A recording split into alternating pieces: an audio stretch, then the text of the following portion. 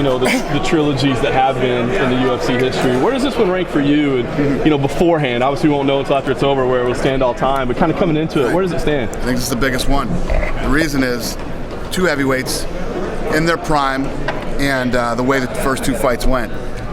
Knocks him out the first fight in the first round, and then he destroys him in the second fight. I mean, I would ask some of you, do any of you know what's going to happen? Do you have any predictions or what you think? I honestly have absolutely no idea what could happen in this fight. In the second fight, I didn't think that Cain Velasquez could hurt him on his feet, and he did, which totally changed everything. I didn't think he could, and he did. Yeah. A fight that's kind of flying under the radar a little bit, but a lot of people are picking for fight of the night. Diego Sanchez, Gil Melendez. Not sure if I know you just got in town, but if you had a chance to speak with Diego at all, he seems like he's in good shape. Just saw him back there. He's in great shape. He said, I'll never disrespect myself or the sport again the way that I did, you know, trying to cut weight. He goes, I made weight a month ago. He goes, I'm right there. I'll have no problem with this cut. And, you know, tell me one time you've seen a bad, boring Diego Sanchez fight. There's no such thing. And, you know how he's going to fight. He's going to go out, guns a-blazing, and it's going to be fun. Do you have a favorite? A favorite? Gilbert Melendez is awesome. Diego's been out for a long time. You know, I'm a big believer in ring rust. Diego, the thing is with Diego though, Diego has one style. It's move forward and just keep punching and either knock the guy out, submit him, or go out on your shield. That's the way Diego fights. Diego Sanchez fight. Oh, a favorite Diego Sanchez fight? It would have to be the Clay Guida fight. It was awesome. What about Carl? That was a great fight too. I agree. He's like I said. It's like I said. Tell me a Diego Sanchez fight that sucked. Tell me your worst Diego Sanchez fight. I mean, that's a better question. And you've been talking about Rousimar Palhares a lot this past week. Last night was the first time I heard you say he won't be back. This is fancy here. Schaller, please. Should have had a cocktail for you. Last night on Fox was the first time I heard you say that he won't be back. That it's not something that maybe you could reevaluate in the future. Was that you know, just something that was taken out of context, or? I heard this secondhand, so I don't know if it's true. I heard the ADCCs won't let him compete there this year either. But they were still asking him to, right? Weren't they? Or he just didn't reach out to him. Yeah, they were reaching out to him, and I guess he didn't get back to him or what have you. So I don't know. So regardless of what they're doing, I mean, is this what do you guys think? Should I bring him back? Well, maybe not right away, but is it something that if he does address it to satisfaction? I mean, is this a situation you've gotten over a lot of situations in the past where you felt like anybody who knows anything about jiu-jitsu, it's the nastiest thing you can do to somebody. It's the nastiest submission in jiu-jitsu. We don't even let people do them trying out for the Ultimate Fighter. There's no leg locks. A lot of people don't even allow leg locks, you know, in jiu-jitsu and when they're training and stuff. And anybody who's in jiu-jitsu and has done it knows what it feels like, knows what it means. It's first of all, the knee injuries, you have to have surgery. Look at Dominic Cruz, who's been out for 2 years, and it can destroy a career. It can end a career too. So is that written in stone, or do you think it's something you could evaluate at some point? I didn't really actually physically write it in stone, but yeah, I'm pretty serious about it, and I'm not interested in a guy like that. I guess the question would be, John's asking you if he can prove it. How can he prove it? Because he can't prove it until he's in a fight. Well, what he has proven is that he holds leg locks longer than he should. That's what he's proven. And it just gets to the point where I'm not in. You know, it's funny because people always want to talk about what a violent, brutal sport this is, when at the end of the day, it's not really a violent, brutal sport. A lot of good people in this sport, and I'm not saying that Palhares isn't a good person. I don't know him personally to judge him one way or the other. I know that he's probably the best leg lock guy in the world. He's been in jiu-jitsu his whole life, and he knows what that means if you hold a leg lock too long and continue to crank it, what it will do to somebody. And I'm not interested in a guy like that fighting in the UFC. Can I change the subject? Junior was wearing some Nike shoes that were custom made for him, and he said he's going to sell those pretty soon. What does it mean in terms of the evolution of the company that you have a company like Nike that would be working with one of your athletes and selling his specific product? Like, you know, an Air Jordan became a big thing years ago, and now you have Dos Santos making his own custom-made shoes. So does Jones, and so does Anderson Silva. Yeah, what is that? It's a big deal. yeah, it's obviously, especially if you look at where we came from and we couldn't get sponsors, and now for the if you look at the gold standard, Nike is it. Nike has touched all the major athletes, as long as Nike's been around. So the fact that they're going after our guys now it's huge. You could call it another milestone in the UFC. Were you aware of the cut that Junior had right over his eye? I was not. I didn't know it. You just said it. He said he had a cut about 3 weeks ago. It's still actually a little bit visible. Did you see it today at all? I didn't. He's got a hat pulled down. He had to get stitches, but they've been removed since. Like 3 weeks ago. Does that concern you at all that you didn't hear about it? No, that happens a lot. These guys, things will happen that they don't tell me about. Not to mention the fact that we filmed a television show about him and we didn't know. These guys were following him around. We still didn't know about it. Better than what happened in Sweden. Yeah. Depending on who sewed the cut up and how it was done. I mean, if a guy gets cut, Dr. Shu is the guy that I would like to have sew him up, but hopefully he went to a good guy. And we've had cases in the Ultimate Fighter. I mean, guys get cut in the Ultimate Fighter all the time. Right. And Dr. Shu sews them up. And we've had cases where a guy will get cut, he fights again, and he gets cut again, but not not in the same spot. It's it's not necessarily cuts aren't really that big of a deal. Right. In boxing, it used to be like a huge deal. They'd cancel the fight. Not that big of a deal anymore. And do you have an idea about the Glover against Jones fight? A schedule, March? Yeah, it's going to be either in March or April. March or April. Is there any chance to be in Brazil? I don't know. I wouldn't say no. Yeah, I wouldn't say no. It's a stadium fight that you're always looking for. I wouldn't say no. Yeah, it's not like it's out of the question. There's a lot of Latin American media members here today, and there's a lot of Hispanic fighters in the card. How much closer is the UFC now to Latin America and to Mexico with this card? I think every day we progress and get bigger and better and everything else. We've been working on a program in Mexico where we've been in other parts of South America, not just Mexico actually. We had a couple of guys from Argentina and some other countries that we've been cultivating, and we're very happy with the progress. Okay, if Cain wins the fight, you stated before that UFC is willing to go to Mexico. How probable would it be for Cain to headline his next fight in Mexico? It'd be very probable. I mean, when we go to Mexico, he would be the guy to, this card right here that we have here would be good for Mexico. You know what I mean? What's the status with the Televisa partnership and the UFC network? There's kind of a problem in Mexico that only the UFC network will show the fight live. Right. It won't be aired even in cable, and it will be obviously templated in free-to-air TV. Right. And the UFC network right now is only on 3 systems in the entire continent. What's the status of the Televisa? Listen, Rome wasn't built in a day. I know. It takes time, and we've been working on this deal in Mexico for such a long time, and now we got it, and now it's going to take time. It's not going to be perfect. It's not going to be the way everybody loves it right out of the gates, but we'll get it dialed in. But the thing is, Televisa is renowned for being a pain in the ass in Mexico. I don't know nothing about that. I didn't say it. Don't quote me on that one. I'll stick to it. You should go to Are you going? Are you heading in the right direction? Is it a good partnership? Are you really working well together? Yes, we've had no problems working with them. And at the end of the day, that's the deal we wanted. We wanted that deal. We wanted to be with them. So, yeah, we're happy. Danny, you have any thoughts? Go ahead, man. Danny, you said yesterday about Ronda. She signed on. She's going straight from the Expendables to Fast and the Furious 7. I think her mom said on Twitter she'd be done mid-November. Timing concern you at all with her fight, considering how big this fight is? With her, she keeps me in the loop on everything, and she's, according to her, she's reinvigorated, and she is like, this thing was the best thing ever for her. She was burnt, she was smoked from all the stuff, from the day she signed with the UFC to all the work she had to do, the Ultimate Fighter, the list goes on and on, and I think her stint on the Ultimate Fighter was had a lot to do with the fact that she was burning out.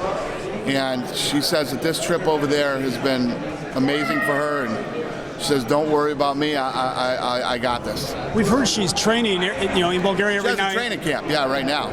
You should see her right now. She sent me a picture. She weighs 41 right now. She fights at 35. She's weighing in at 41 right now. She's lean, she's ripped, and she's been training. I saw her on Monday. I went on Monday to see her in Bulgaria. That's right. And she said she talks to you every day, actually. Yep. Is that right? That's right. She is awesome, man. She keeps me in the loop on everything that's going on. Dan, you have any thoughts on Ben Askren and this Bjorn Rebney offer that if you give him a title shot, he'll walk away, no restrictions, let you have I don't him? give a shit what they're doing. They don't matter, and I don't care. Yeah. Yeah. Is Ben Askren a guy that you're still interested in? They're playing fucking games. I don't care. I don't care what they're doing, or it doesn't matter to me. When you're willing to let your fucking champion go, it's weird. Anyway. Did I interrupt? No, I was done. The Ben Rockwell situation. A little more. He ended up getting suspended extra 9 months because of testosterone, which was interesting because you often say regulated by the government that you don't want to step on any toes, but the UFC decided to suspend him, even though the commission did it. Why did you feel the need to do that? And is this a precedent that if you feel sometimes the commission isn't doing their job, you will step in? That's not that I felt that they weren't doing their job. I told you guys however long ago it was what our stance on TRT was.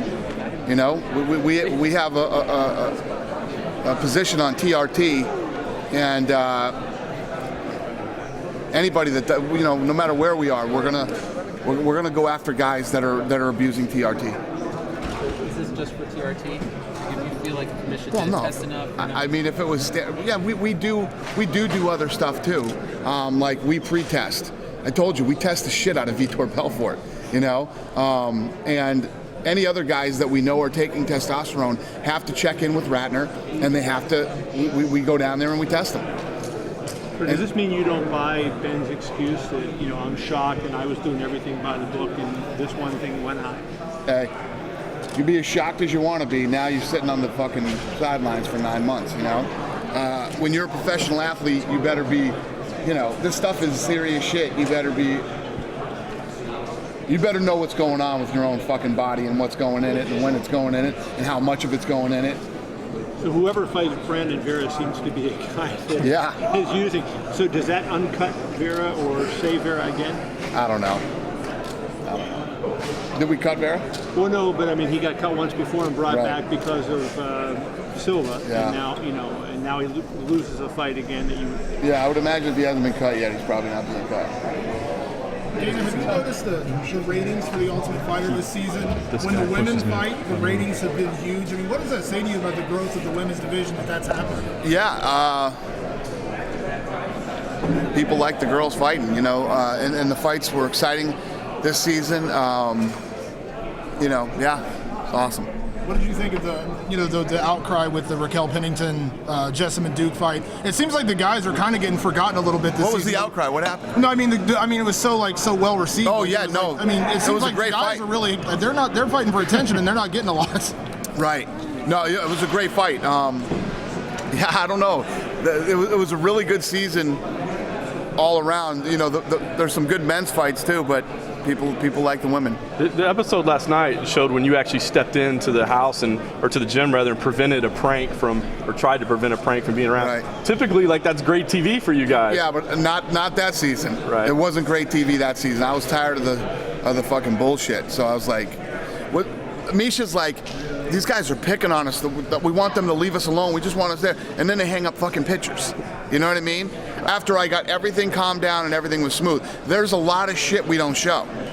You guys, we got I think we show you guys 40 minutes of what happened. You got in 40 minutes, because we got commercials, we got to cram in, tell the story and tell what's going on and show a fight. So much shit went on over there between those two that couldn't be shown, and I finally got everything handled, because those guys are crying we're being picked on, and then they hang up fucking pictures and start doing eyebrow waxing shit, and just normally pranks go back and forth with people or whatever. Rhonda's not into pranks. Rhonda's not into. She doesn't like Misha, and she didn't want to play games with her or whatever. Basically all she kept saying is, it's all fun and fucking games now. Wait till December 28th. you know. And right up to the last, when I square them off, Misha brings, I don't even know what she brought.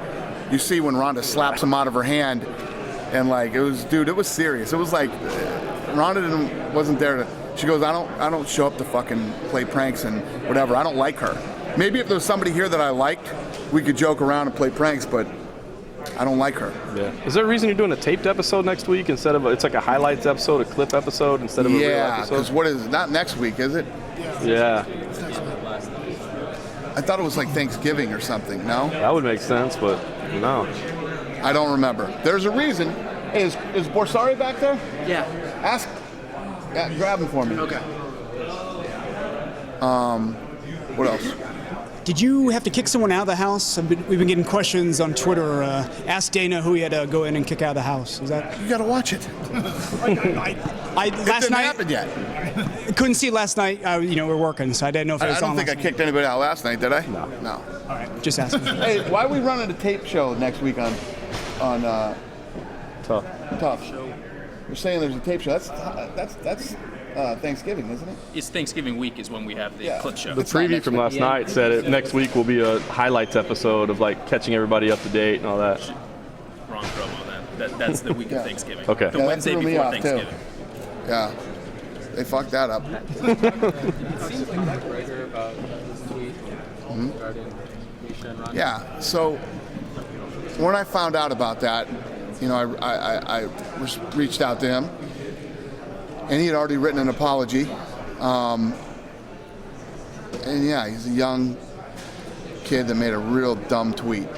And Which tweet was it? I didn't know what you asked. Conor McGregor. Okay. So he apologized. I talked to both Misha and Ronda, and both of them were like, yeah, whatever.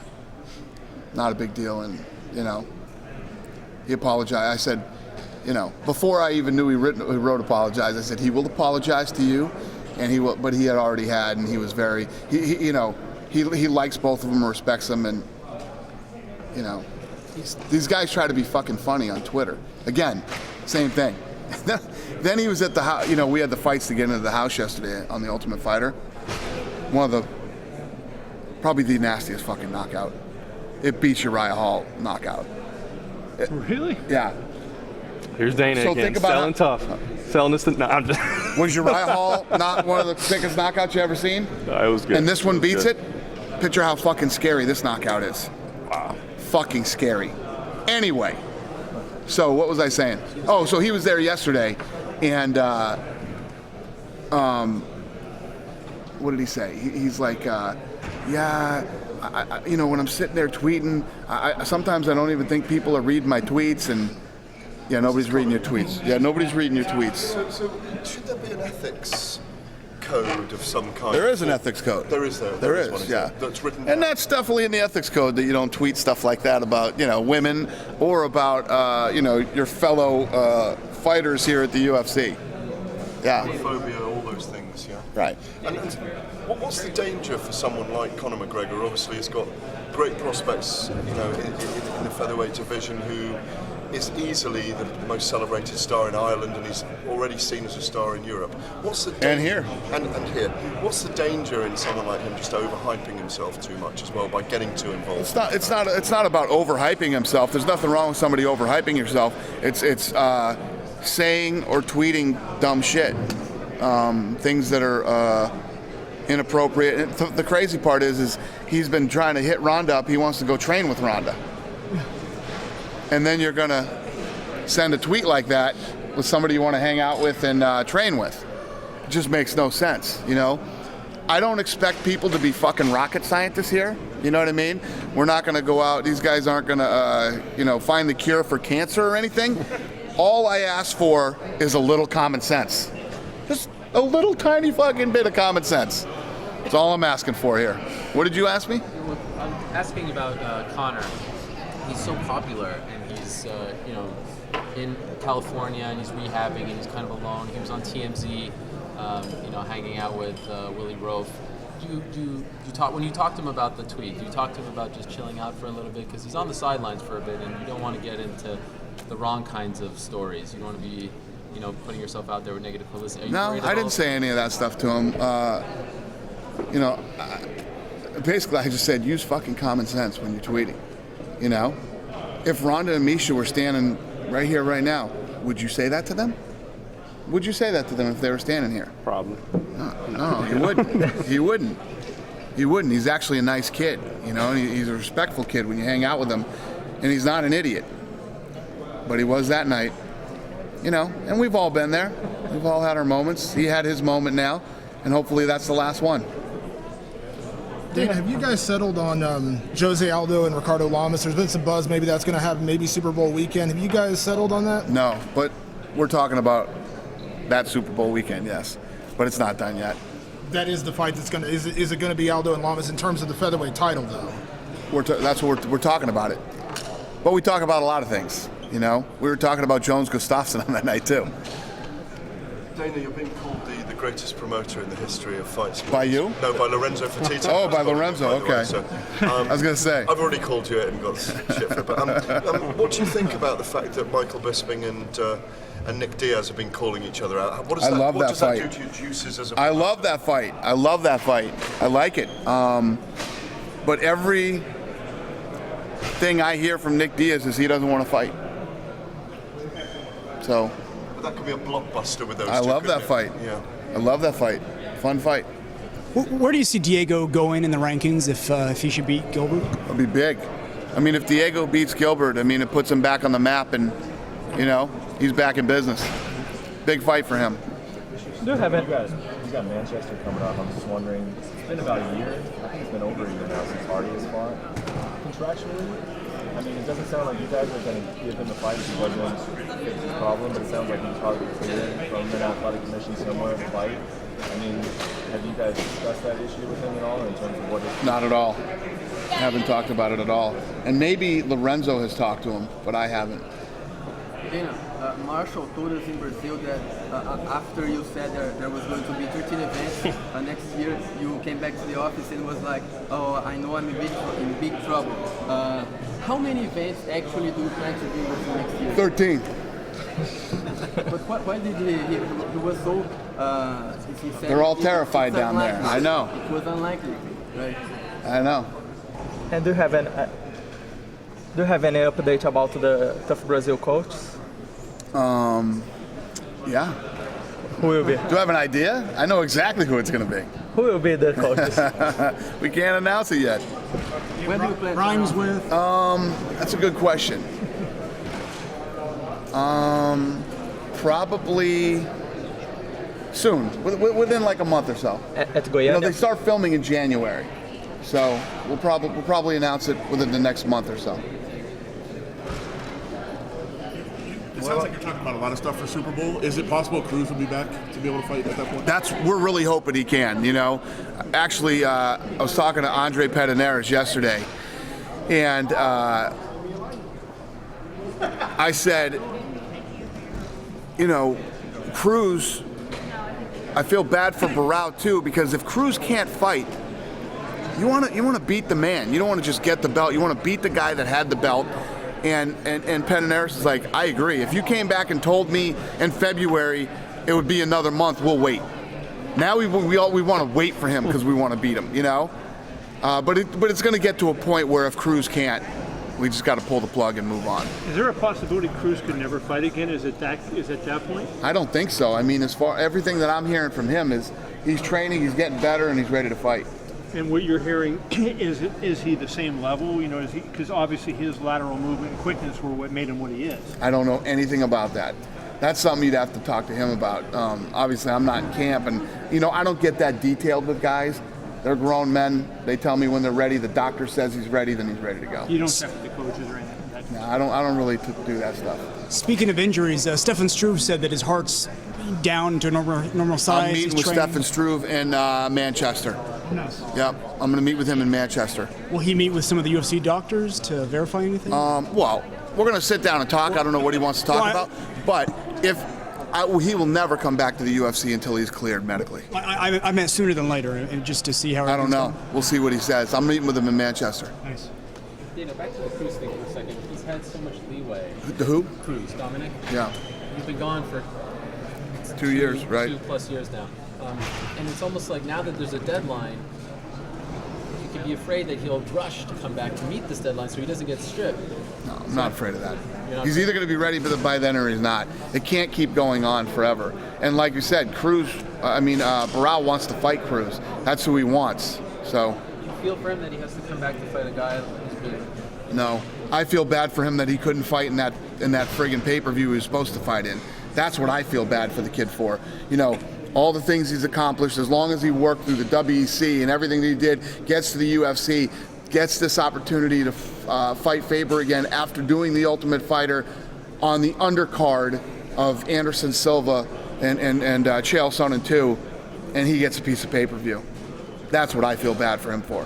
When you talk about big paydays, whoever gets pay-per-view off of 168 would probably be your highest payday, I would imagine, right? Because given what you're thinking that show's going to do, would your highest payday ever come from that show? Can you say that? Will our highest payday come from that show if we break I'm not saying if you break anything, just, do you expect it, given what your expectations are? Yeah, it should be. Yeah, it should be. It'll be big money for the two champions on that card. You said with the Dominic Cruz situation, it's probably going to necessitate a more formal policy in how you guys handle interim champs going forward. Have you had a chance to start having those discussions or making that policy yet? Ask me that again. You said because he sat on the side for so long, you said that we've got to figure out something a little more formalized going forward. No, we haven't. We haven't done it yet. Any target or just whenever there's time with all you have to do? Yeah. I guess if we got in that situation again, it'll force us to figure it out.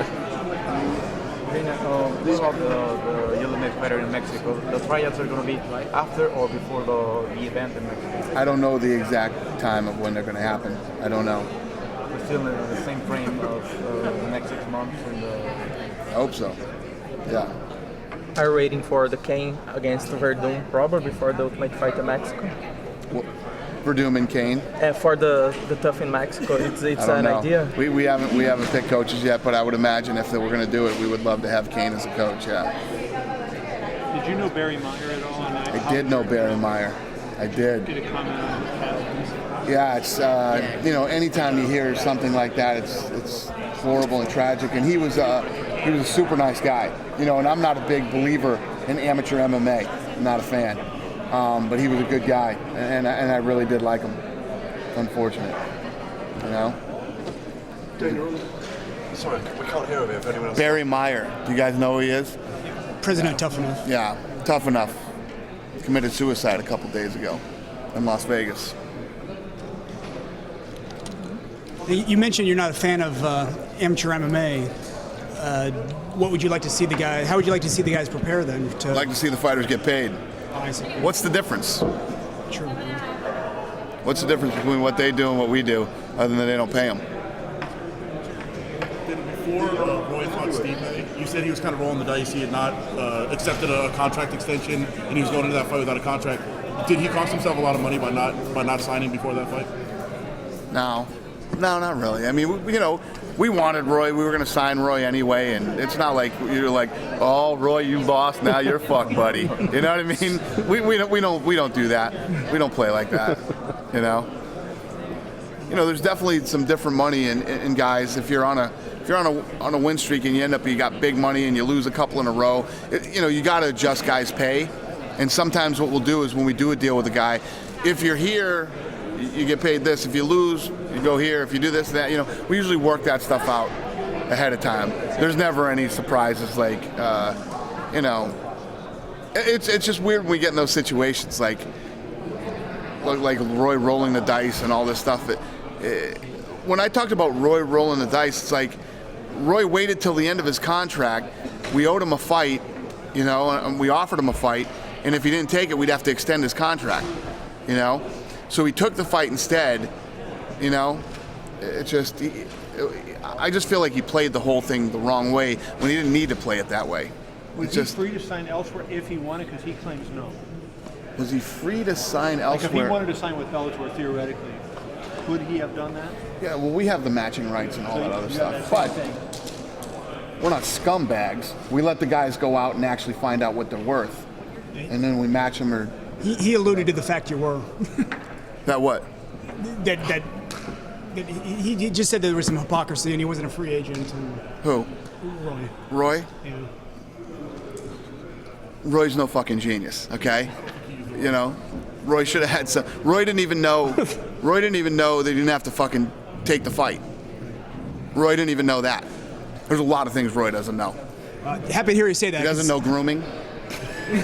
He fucking doesn't know about his contract. There's a lot of things he doesn't know about. Well, he said the media come off a short bus, so I'm actually not. I'm happy to hear you say that. Yeah. Yeah. There's a whole T-shirt line there. Roy doesn't know. Yeah. Roy. Talk real quickly about the main event next week. And Lyoto, since he won the title and it was supposed to be in the H.E.A.T era, he Just a actually second. has a losing record. 1 second. Hold that thought. You realize Roy came onto the Ultimate Fighter and had a fucking contract with another promoter and didn't know it. Did you know that? Didn't know that. Yeah. I had to buy that other promoter out for Roy's contract during the fucking Ultimate Fighter. Okay? That's how smart Roy Nelson is. And I could go on for days. And as he starts asking me this question, I'll probably think of 4 more things on how fucking smart Roy Nelson is. Go ahead. Roy Nelson cost me a lot of fucking money, so. Just about Machida, he's going to come up and headline this card. Is he still safely one of the most elite fighters on your roster? Because he typically gets that credit, but if you look at his record since he knocked out Rashad, he's only 3-4. He barely beat Shogun in that first title defense. I agree with you. This is a big fight for Machida. He's going in at 85 for the first time against Munoz, who's ranked, in the top 5, and a win here puts him in a real good position. He was starting to get in no man's land at 205. There's a few theories as to why he's not as good as he once was, I guess, and one of them is he got figured out. He had this style that people then figured out. One of them is that he sort of changed his style and he's now too conservative. He doesn't look like he's old. I mean, I would go with he's too conservative. You know what I mean? So you go out against these guys and that elusive runaway style is never going to win you fights or fans. So I would say that is more the reason. Do you think it happened because he got knocked out? Or, I mean, just as a promoter, your personal opinion. Well, if you look at that, I mean, that's really how he always fought. Then he got a little more aggressive when he got into the UFC. Prior to his Tito fight, remember people were saying he was boring, then he beat Tito, and he was on the uphill rise. Yep, exactly. That is his style. He has an elusive style. It's never, it's never a fan favorite when you fight like that, but that's his style. What are you going to do? Rampage for Real debuts this week, I think it is. Have you DVR'd it? What is it? Rampage for Real on Spike. No, I didn't even know that. I didn't even know that.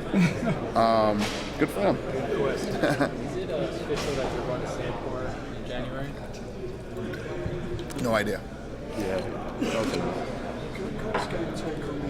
A couple of weeks ago when Vladimir Klitschko fought Povetkin, he even criticised his own performance. Good for him. And he earned $17 million for it. The Klitschko fucking fight was the most disgusting, embarrassing thing. The fact that guy got paid $17 million for that fight.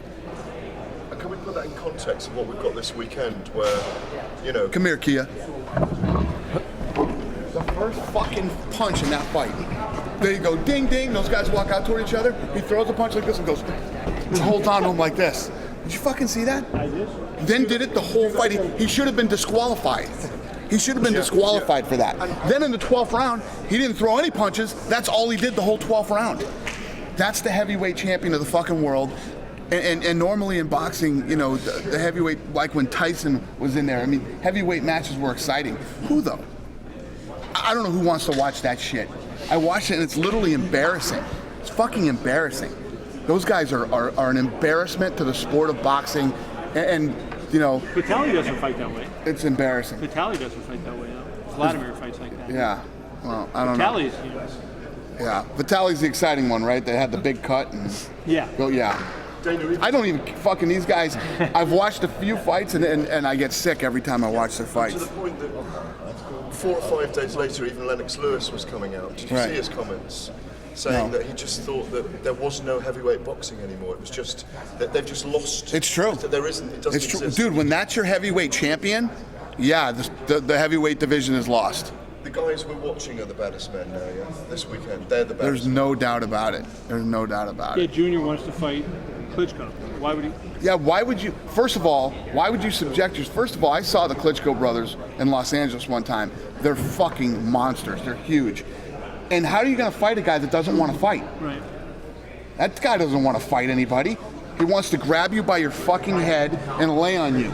Literally to the point where it's embarrassing, like where he runs and like grabs onto you. It's fucking, it's disgusting. Over the years, you've always been. You've cut him.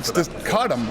I mean, I can't believe they found somebody to pay this guy $17 million fucking dollars. Hugo Boss. It's embarrassing. Well, over the years, Crazy. You've always had people wanting to see your fighters fight boxers, I guess to prove.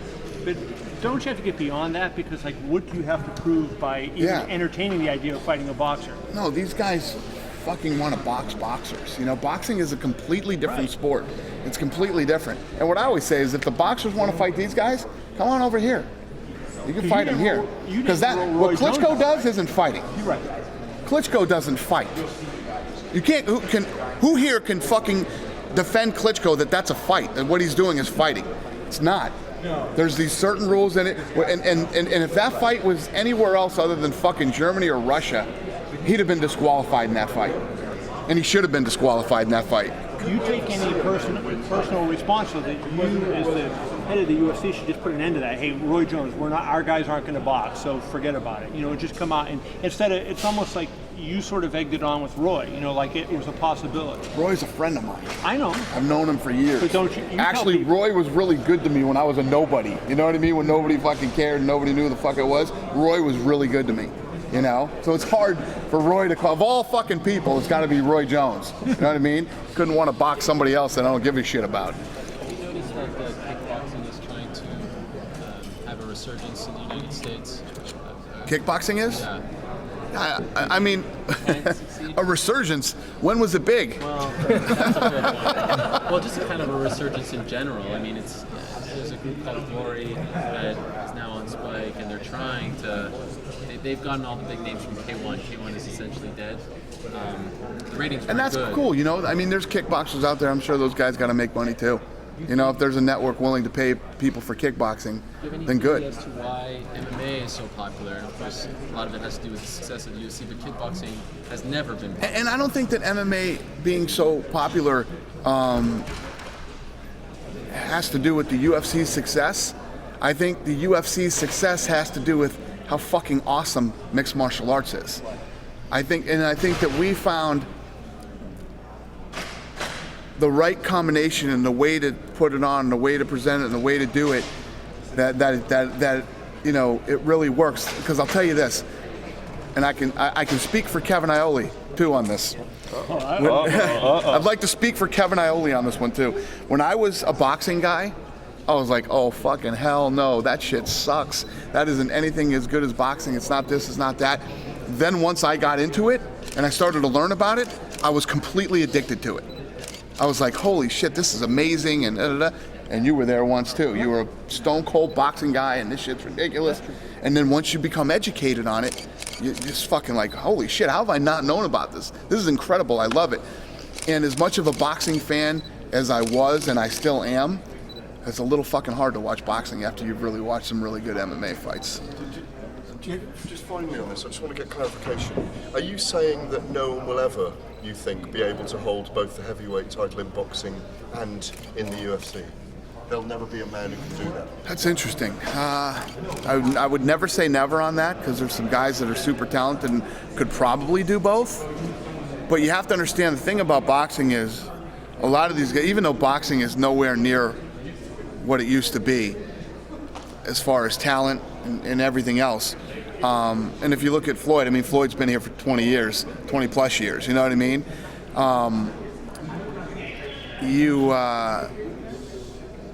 Maybe now somebody could, but back in the day, these guys who box have been boxing since they were little kids. It's what they do. So they've rolled a little bit as well growing up, they've become heavyweight champion, but they've boxed, but they're also doing a bit of MMA on the side. Who knows? And who knows? Maybe Junior Dos Santos could go in and knock out Klitschko or something. I mean, I'm just. But to say absolutely not could never happen. I mean, we couldn't say that. Well, I mean, anybody can get caught on any given night. You know what I mean? Anything could happen. No, I don't want to see it. I don't want to see this shit. Fucking running at him and grabbing him by. I mean, it's embarrassing. It's embarrassing. And that would be, and that, you're gonna have to get it from this guy.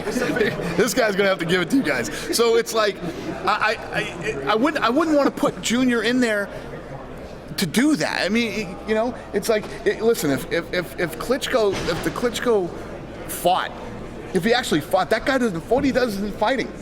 Can I ask you a question? You know, you made a comment that I think is incorrect, and you said there aren't that many good boxers out there, and there are a ton of good young boxers. No. What I said is boxing isn't what it used to be. There used to be so much talent that divisions were stacked with guys who were like, holy shit. I think there's still a lot of really good boxers out there. I guess the question I was going to ask you is, it seems like the biggest problem is there's very few people that promote. Like you saw the Mayweather-Alvarez fight. That was the best promotion I ever saw. But there's very few events like that where it seems like in MMA, they're making, you know, led by you, but MMA promoters are making that effort to present their product more attractively. And is that an issue you think in the difference between the two? I don't. Because the reality is, if there was really that much talent out there like there used to be in the 80s and the 90s, you could fucking promote that shit standing on your head. You know, a monkey could promote that shit. You know, fucking Tito could do every press conference, and it would still be a big fight. That's how fucking easy it was to promote boxing back in the day. You know what I mean? It's like, you had all these fights with all these great fighters in the matchups. Then the fight would happen, and they were knocked down, drag them out, unbelievable wars. So you wanted to watch the next fight, and you wanted to watch the next fight. Boxing was so good that they had a TV show, USA's Tuesday Night Fights, and there'd be nights where I'd be jumping up and down on my fucking couch going crazy because the fights were so good. That's how good boxing used to be. There's going to be a fight opposite you on Saturday, which is expected to be that kind of fight, a fight of the year candidate fight. So I'm but it used to be stacked with them. But you probably wouldn't know who every the two division guys are. And I guess what I'm saying is, if you as a fight fan don't know who those two guys are, that tells you that there's some kind of problem when they're both. But you know what? There was a time when I had no idea who Arturo Gatti was either. And then I saw him fight. You know what I mean? And there's a time when I didn't know who Mike Tyson was, and I saw him fight. It's about the fights. At the end of the day, you can go out and do huge bios and do a television show on a guy and whatever. If he can't fucking fight or if the fight sucks, nobody cares. What everybody has to remember, at the end of the day, it's about the fight, right? Are we near the point where UFC has transcended boxing, what boxing is now, to be what boxing once was? You know, every time we have these conversations, you know, it's like we talk about boxing's demise and this and that, and then Floyd makes $100 million, you know. But again, how many of you want to pop that tape in and watch that Canelo Floyd fight again? Not really, but it was great at the time. Yeah, I mean, you know, Floyd, if you take that night, all the promotion, everything that went into it, Floyd's age, you know, going against this younger, stronger kid, all the things that go on, you know, during the fight, you're like, oh shit, man, at the end, you're like, man, would you pop that in and watch it again? I watched fucking Jones Gustafsson like 3 times. You know what I mean? I've been doing this for 13 years. I do a million friggin' fights. I watched that fight 3 times. And then my video blog that I'm coming out with this week is the behind the scenes of that fight. It's fucking awesome, man. When you watched it again, what did you think of it the second time and the third time? I thought it was a great fight, man. I mean, it was a war between and even that night. Let me put it to you this way: that night, what made that fight so great is nobody thought Gustafsson could do that. Nobody thought that Gustafsson would be able to stop his takedowns. Nobody thought that Gustafsson would be able to take him down. You know, all the things that happened in that fight, but still, you could watch that fight again. If you liked it so much, why not do it again? We are doing it again. Well, things have to happen. It's right. What if Glover knocks out John Jones? What if Gustafsson loses? Then I guess it doesn't happen. Did your observations? I actually like what John Jones did. John Jones said, "Listen, I want to break these records. I want to do this. Teixeira's the next guy. I want to fight him next.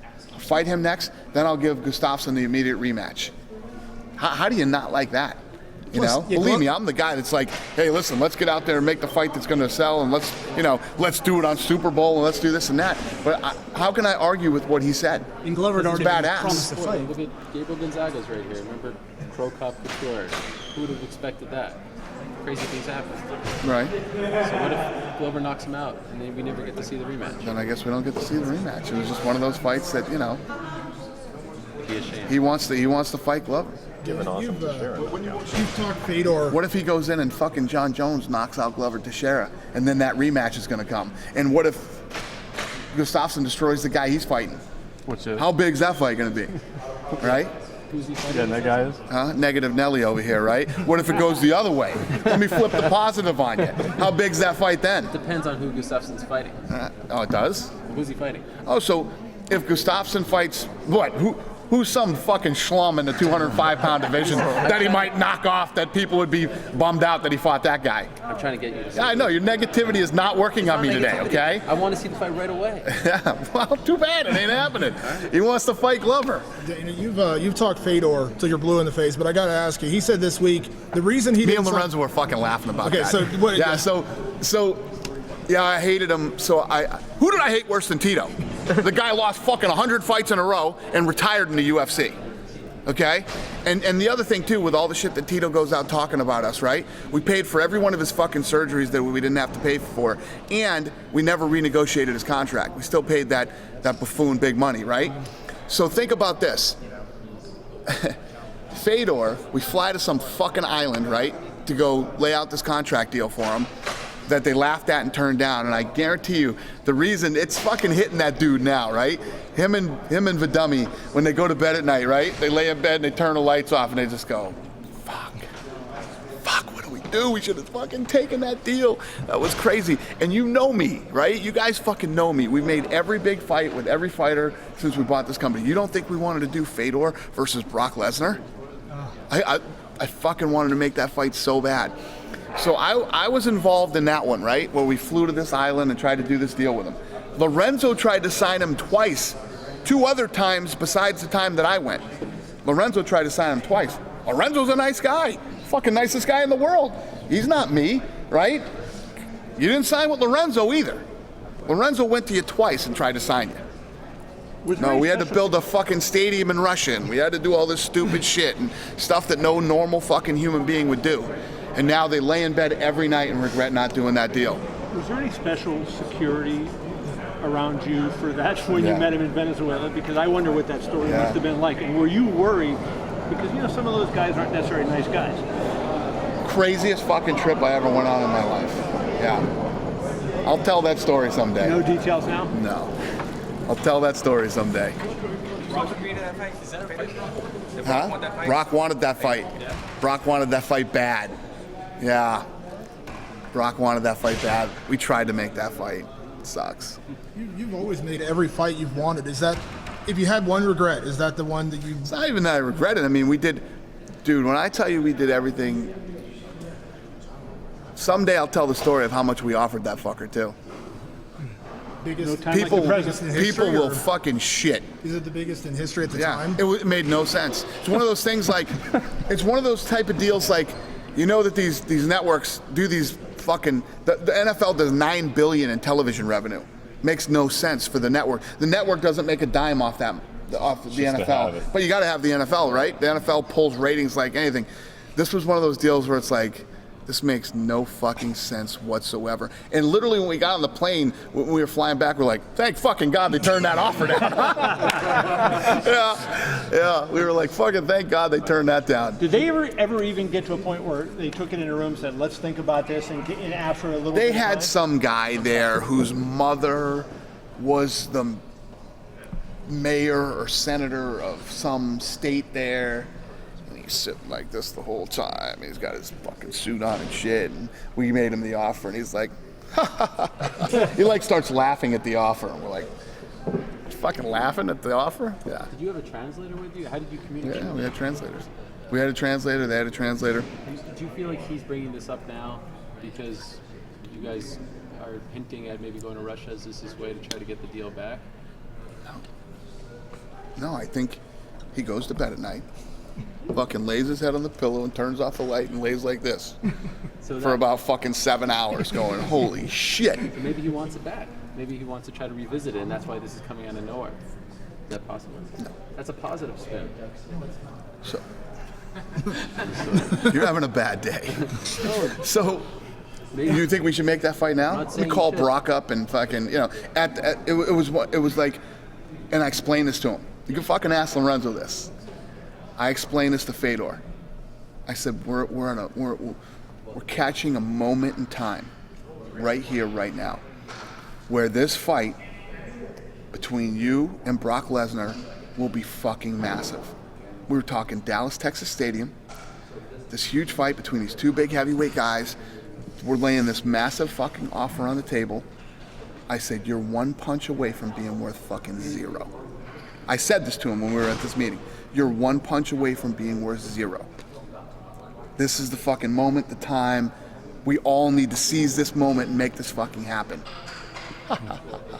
Fucking laughing and shit. Ain't laughing now. You know, and hold on a second. So he had this fucking, it's gone and it'll never come back. And I said, you're one punch away from being worth zero, and Dan Henderson fucking knocked him out. You know, today both Kane and Junior both said they think Fedor is the greatest heavyweight that's ever lived, and they both would have loved the opportunity to face him. So it's not a possibility ever? You know, it's funny that the guys all say that. Who fucking knows if he was the greatest heavyweight to ever live? Just in their own opinion, they said that would be their dream fight. Yep. It's over, man. The guy's over. He's gone. He's done. When you said the guy was laughing with his arm on the chair, was Fedor himself laughing? I don't know if Fedor laughs. I don't think he laughs. You know? I don't know if he's ever laughed, but, you know, no, he wasn't laughing. But historically, he's been a black hole for promotions, hasn't he? He's bankrupted promotions, basically. Yeah, I think it's unfair to say that Fedor has bankrupted. I think Vidummy is the one who's bankrupted, you know, a ton of shit. You can't blame Fedor for that, and I don't exactly know how the Fedor, you know, deal works and what his deal is with them and stuff, but yeah. Well, apparently he's made good money, so I guess as a manager, the guy must have done a pretty good job for him, right? I mean, you know, who has Fedor? Vidummy, right? Vidummy's made money? Well, no. Fedor's made a lot of money. If he's bankrupting promotions, he's making a lot of money because somebody's going out of business. I don't know. I don't. He didn't make the money he could have made. You know, there's guys who you know go out there and think they're smarter than they are and over negotiate and do things that, you know, again, he got Fedor to that point where they could have made the big deal at the right time, and he chose not to. He overplayed his hand. And we're talking 100 million fight here. Someday you guys will know the deal. Just not today. We just know it was the biggest at the time. It was big, man. It was really big. How do you think the fight would have played out? I don't know. Who knows, you know? Maybe Fedor knocks out, you know, Brock, because we saw Brock against guys that hit hard. You know, and that's probably what they look at now. They're like, God damn. You know, Kane started to punch him in the face, and, you know, I'm sure they look at it and kick themselves every day. That would have been a tough press conference for you, wouldn't it? If Fedor would have knocked out Brock and you, after talking all that shit, had to walk up and stand in front of the people. Nope. I think that's part of the. I talked a lot of shit about Overeem too. You know, and then when Overeem came into the UFC, I said, "Here he is. Now we're gonna find out. We're gonna find out because, listen, I'm a fight fan at the end of the day, just like anybody else. I have my opinions. You guys all have your opinions. The fans have their opinions. But there's only fucking one way to find out. And I love that. That's what I love about the sport. I can say whatever I want, think what I want. You can say what you want, write what you want, think what you want. There's only one way to find out, man. We fucking sign that deal, get them in there, and get the fight going. That's what I love about this business. Love it.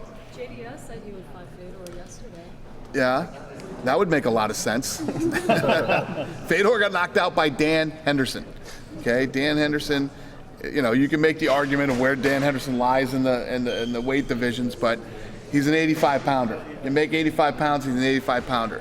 He knocked Fedor out, and, you know, I mean, as much as people, I mean, it's fucking crazy the myth that this guy has become. Even they saw him get knocked out, and they're still like, Ariel Helwani will still defend he's the pound-for-pound greatest fighter in the world. Maybe he was at one. I agree. Maybe he was. Maybe he was when he was fighting in Pride. Maybe he was. I don't know. because we never got to make some of the fights that we wanted to make. I think the people, you get asked that question a lot because you've never actually even gone as far as you just went now. Right. It's always right. no. Right. So like you just went a little further than you've ever gone. It pisses everybody off, Right. and they just want to fucking say it, dude. Say it. No, I won't say it. It's a bad day for Ariel because he couldn't even get you to say that. Yeah. Ariel still thinks he's the pound-for-pound best fighter in the world. Do you think the winner of Saturday night's fight is the best heavyweight in UFC history? Do I think that? Yeah, I do. I do. I think these two right here are the two best heavyweights in the world. They're in their prime, and this is a great fight. I've been really excited for this fight, and I think part of the appeal of this fight is I don't know what's going to happen. Like with the first two, the way that they both went down. I mean, who has an opinion here? Does somebody think one thing or the other? I mean, you're either a Kane or Junior fan maybe, and you think that Junior's going to knock him out this time. Because then you have the argument, Junior was going through a lot of personal problems in the last fight when he fought him, and it absolutely makes a difference. To say that doesn't make a difference is crazy. It does. And Kane was injured in the first fight, but yet Junior says he was injured in the first fight too. It's fucking crazy. There's no way to break this fight down. And the biggest point is I never thought that Kane could hurt him standing up, and he did. Junior had that rhabdomyolysis or myelitis, how do you say it, before that fight. Is that something you in the what do you call the thing you do up at Red Rock, the Fighter Summit? Right. That you hear guys talk about how they train, and I wonder if you use. We that as always a try to case talk to example. guys about training. It's like some of these guys, every time they go in and spar, they go to war. Like they're fighting for the title, and guys get knocked out in the gym, which is ridiculous. Shouldn't be knocking guys out. I don't know the story. He just told me now of Junior getting cut. Well, he should be boxing with headgear on, so he shouldn't get cut. Maybe he did it wrestling or doing jiu-jitsu, which happens. Sometimes you clash heads, But they should be doing everything in their power to protect the guy who's fighting for the title when he's training. How come no Fighter Summit this year? How come fighters what? How come there wasn't a Fighter Summit this year? We did something different this year. We brought some guys in. We did some stuff. We did different things. Guys have been through. There's a bunch of guys who've already been through, 2 or 3 summits, however many we did. I don't remember, but to go through the same shit again, it's not like we had anything new. So there was a lot of new guys that we did stuff with. Yeah. Did you see the footage of Junior doing back handsprings yesterday? I did not. That doesn't sound fun. I just cringe oh God, if he twists his wrist or. Yeah, break a finger. Back handsprings. Houston's putting out some top prospects right now. Daniel Pineda, Andrew Craig, Brian Malone. Do you think the Houston fans can maybe see a little bit more or more live events here? Because the last time we were here was like 2 years ago. Yeah, we're traveling all over the world and doing all these different places. Houston is awesome. It's always been good to us, man. This thing sold out in hours. Then we took down the screens that we normally put up, and we released those tickets because you guys have a big center hung here. So we released those tickets and didn't even tell anybody. Sold out in literally minutes. Every time we release tickets here, they kept selling. It's a great market. We love it here. Believe me, anytime we go to a place where we sell out, we're pumped to come back. You know what I mean? He wants to get on the Houston card pretty bad. Yeah, no, it's good stuff. How many tickets do you have to give away still? I have none. Oh, you're completely out. I got to figure out where I'm going to put Charles Barkley on Saturday. Yeah. That's sold out. What's the gate on Saturday?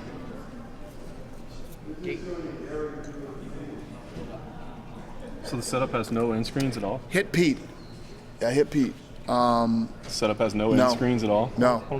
Just the center hung. Wow. Jeez. This place is going to be fucking jam-packed wall to wall with people. And comps, we got 2 rows behind you guys for fighters. Then we got, the 2 rows that we do there and the Zuffa section. Yeah. That's it. That's it for comps. This whole place is packed with people who bought tickets. We had to turn down people we usually, take care of for tickets. They offered to buy tickets and we couldn't sell them tickets. We like Houston. 2.5 million. Dana, one more question on John Jones. When you watched that fight back, obviously in the heat of the night, it was amazing being there, wasn't it? Yeah. But and you don't see everything. When you watch the fight back between John Jones and Alex Gustafsson, did your view on John Jones go up? Oh, hell yeah. When you see my video blog, everybody else's view on him will go up too. I mean, he just, he took some punishment that night, man. Took some punishment in those early rounds and then came on the way that he did at the end of the fourth and in the fifth to close the fight. And I can tell you right now, when you see my video blog, he was done. He was done. He had nothing left. He was beat down, and he fucking sucked it up to, he literally walked out, you know, had to be helped out, and literally got on a gurney and went. To the fact that he never lost his focus impressed you, The what? that he never lost his focus ever in that fight. Well, I think where you really find out what a guy's all about is when he gets into deep water, and Jones has never been in deep water before, ever. Not even close. He goes out and he destroys and dominates guys, even like Shogun, a guy who's an animal. He went out and destroyed Shogun, and you know, a lot of people had questioned John Jones' size and heart and all this other stuff. You don't after that fight. If you do, you can't be helped. You just don't like John Jones, and you're never going to change. You know what I mean? But the guy who can dig deep like that when he's getting his ass whooped and has never had his ass whooped before. Could we see a repeat of that on Saturday night? Who knows? I think that a lot of these fights are very interesting. You know, the Gilbert Melendez, Diego Sanchez. Diego hasn't fought in so long, and he's going in against a tough, talented guy like Gil. And then you got I'm interested in Cormier and Roy too. If you see what happened, you know, Josh Barnett cuts weight to make 265, right? Cormier picked him up over his head and slammed him easily, like he was picking up a 100-pound kid, and slammed him. And you know, Roy Nelson might not be the smartest guy in the world, might not have the best hygiene, but he's got an unbelievable fucking chin, knockout power in both hands, great wrestling, and unbelievable jiu-jitsu. So it is and he's in great shape right now. Best shape I've ever seen him in. Is your blog going to include your reaction from the Pat Saints game? Well, I'm checking out the Red Sox game tonight. No, I didn't. What a game! That Saints game, I thought we lost. I was Everyone sitting there thinking we lost. So everybody was leaving. That was probably the funnest football game I've ever watched. It was awesome. He's right up there. Talk about Pat's Bengals. I mean, that was a good game too. As a Cincinnati fan, Pat's Bengals was awesome. I love that. Yeah, that was a fun game. First time ever losing to them in history of the franchise. First time they ever won anything big in like 20 years. You meant you're watching the Tigers game. Huh? You meant you're watching the Tigers. No, I'm watching the Red Sox game tonight. Tigers game? No, Red Sox. Yeah.